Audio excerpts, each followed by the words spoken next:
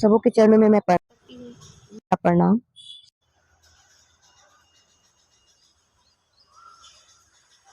और आइए अब हम लोग चलते हैं, आओ चले शिव की ओर में।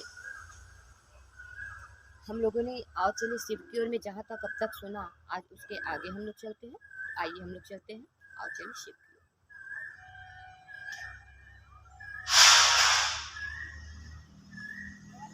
ये देखें, ये पुस्तक हमारे साहब द्वारा लिखित है, आओ चले शिव। तो आइए हम सब साहब के साथ शिव की ओर चलते हैं, आगे के अध्याय के साथ।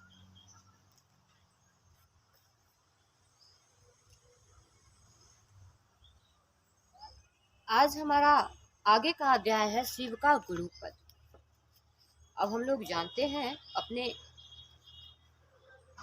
शिव के गुरुपद के बारे में। तो इसमें कहा जा रहा है, मनुष्य की शारीरिक से अधिक बलशाली है उनकी मानसिक शक्ति और मानसिक शक्ति से अधिक बलशाली है उसकी आध्यात्मिक शक्ति। आध्यात्मिक शक्ति ही मानसिक और शारीरिक शक्ति के निरूपण का आधार है। उसकी नियामक शक्ति है आध्यात्मिक शक्ति के अभाव या गलत दिशा में निर्देशन से चिंतन के विकास का आधार भी संकुचित अथवा गलत होगा। मनुष्य की विचारधारा भी संकुचित होगी। फलतः मनुष्य अपने निजी दायरे से बाहर परहित एवं मानव हित का चिंतन नहीं कर पाएगा। अब तक गुरु ही आध्यात्मिक आलोक स्तंभ का कार्य करते आए हैं। गुरु पद मुक्त से आध्यात्मिक के विकास का प्रेरणा स्रोत रहा। गुरु शिष्य को शो बनाते हैं। शिष्य अपरिहार्य रूप से अंकुरित जागतिक आकर्षण के परिमार्जन से के भार को गुरु ही विवेक से वहन करते हैं। वाराहोपनिषद का कथन है, दुर्लभो विषय त्यागो दुर्लभ तत्व दर्शनम दुर्लभो सहजावस्था सदगुरु विना। तो इसका अर्थ हम लोग सुनते हैं। महादेव की पूजा परमात्मा जगत गुरु मृत्युंजय देवादिदेव आदि रूपों में होती आई। जगत गुरु के रूप में वे सर्वसिद्धेश्वर सिद्धो योगिनांद्राम गुरुरुव है, महादेव आदि गुरु है एवं आध्यात्मिक साहित्य मूलतः शिव पार्वती संवाद है। दक्षिणामूर्ति उपनिषद में महादेव को आचार्येंद्र कहा गया है और उनकी मौत व्याख्यान पर ब्रह्म तत्व प्रकट कर देती है।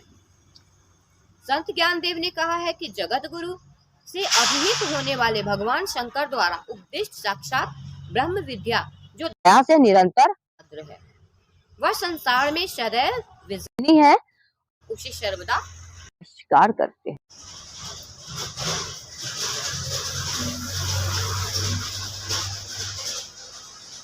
गुरुरित व्याख्या लोक विद्या साक्षाद्री शांकरी जगत त्याग्या नमस्ते दयादाय तरम अमृतानुभव। कहा गया है कि जगत गुरु शब्द की विवेचना से स्पष्ट है कि जगत का कोई भी व्यक्ति महादेव का शिष्य हो सकता है। व्यक्ति में स्वभाव के आधार पर भिन्नता है।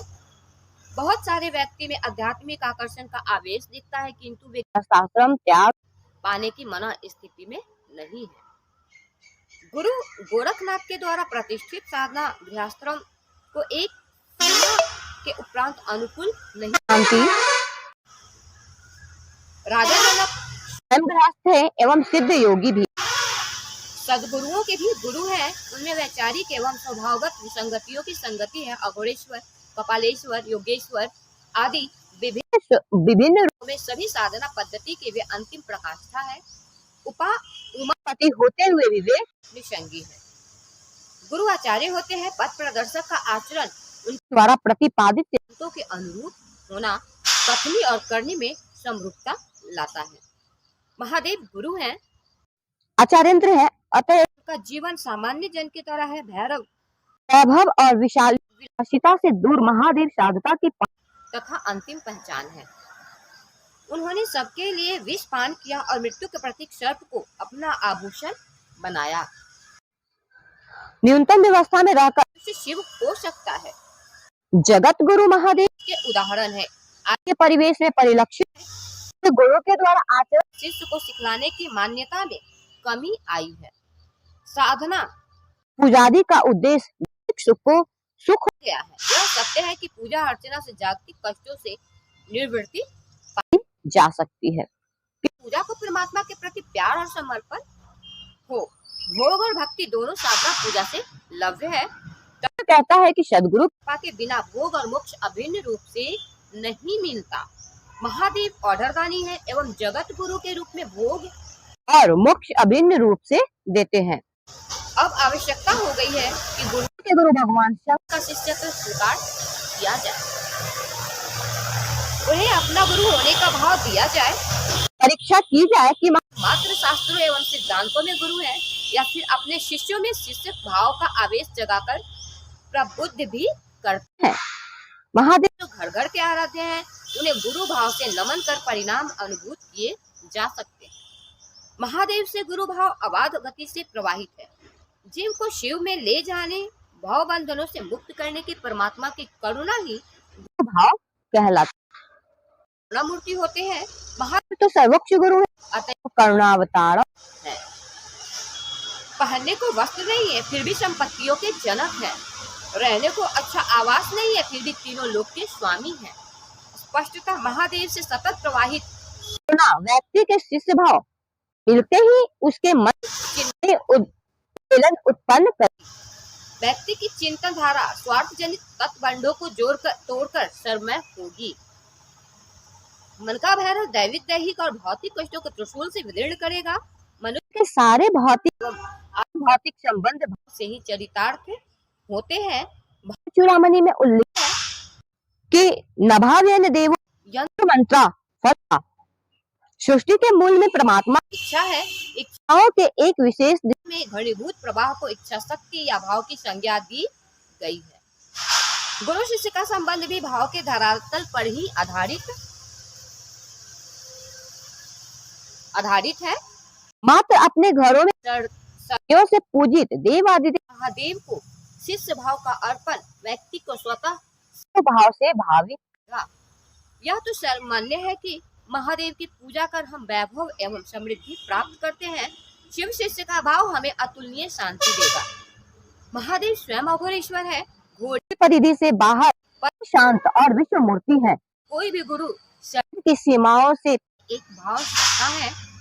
विश्व मूर्ति है, गुरु शरीर की सीमा परे एक भाव है। शरीरधारी गुरु का ध्यान भी बंद आंखों से ही होता है और गुरु भाव ही शिष्य को शिव बनाता है। अगस्त्य आदि से रात तक ने महादेव को गुरु मानकर साधुता को सम्मानित किया। आदि से जब देव महादेव से उनके अन्य स्वरूप की पूजा अर्चना कर हम अपने विघ्नों से त्राण पाते रहे हैं। अध्यात्म के इस संक्रांति काल में गुरु स्वरूप से अपने शिष्य को परम ज्ञान देगा। स्मरण रखना होगा कि शिव केवल नाम के नहीं अपितु काम के गुरु हैं। काम लौकिक उत्थान की अथवा पारलौकिक उत्कर्ष की। शिष्य अपनी इच्छाओं और कामनाओं को लेकर गुरु के निकट जाता है। गुरु ज्ञान शिष्य के उद्देश्य पर परिमार्जन कर सुख एवं चिन्मय देता है। शिव का गुरु शिष्य को भाव गणों से मुक्त करता हुआ शिष्यत्व के सर्वोच्च शिखर पर आरूढ़ करता है। साथ जीवन की आवश्यकताओं की पूर्ति भी।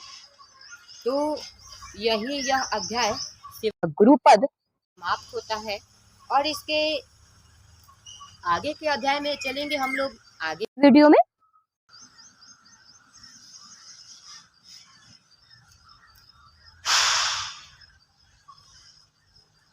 और तब तक के लिए मैं फिर से आप सबों के चरणों में प्रणाम करती हूँ। मेरा नाम स्वीकार।